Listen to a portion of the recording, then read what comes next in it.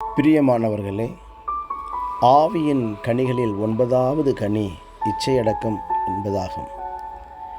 இச்சையடக்கம் என்கிற வார்த்தை நம்மில் எத்தனை பேருக்கு தெரியும் என்று எனக்கு தெரியவில்லை. அநேகர் ஜெயமான வெற்றி வாழ்க்கை, ஜெயமான வாழ்க்கை என்பது இயலாததாக இருக்கிறது என்று நினைக்கிறார்கள். ஒவ்வொரு தேவ பிள்ளைகளுக்கும் பாவத்தின் மேல், பாவ இச்சைகளின் மேல் தேவன் ஜெயத்தை தருகிறார் என்பதே நிதர்சனமான உண்மை.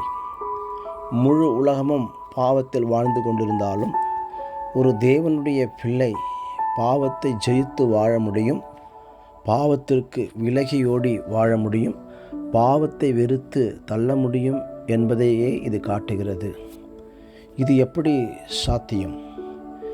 தேவனை விசுவாசிக்கிற தேவனுடைய பிள்ளைகள் வாழ்க்கையில் தேவகுமாரனாகிய இயேசு கிறிஸ்து தங்கி வாசம் செய்வது உண்மையானால், அவர் நம்மை அநியாயத்திற்கு நேராக அல்ல, நியாயத்திற்கு நேராகவே நடத்துகிறார்.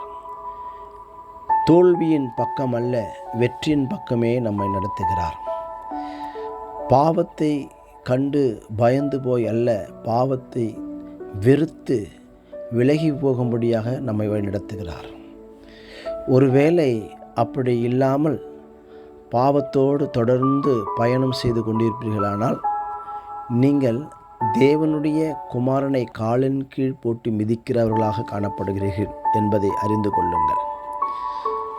உங்களில் இருக்கிற பரிசுத்த ஆவியானவர் வைராக்கிய வாஞ்சையாய் இருக்கிறார் என்பதை நீங்கள் அறிந்து கொள்ள வேண்டும். தேவன் நம்மை அசுத்தத்திற்கு அல்ல, பரிசுத்தத்திற்கே அழைத்தார். இச்சைக்காக அல்ல, இச்சை அடக்கத்திற்காகவே அழைத்தார் என்பதை நாம் புரிந்து கொள்ள வேண்டும். தேவன் உங்களை ஆசீர்வதிப்பாராக.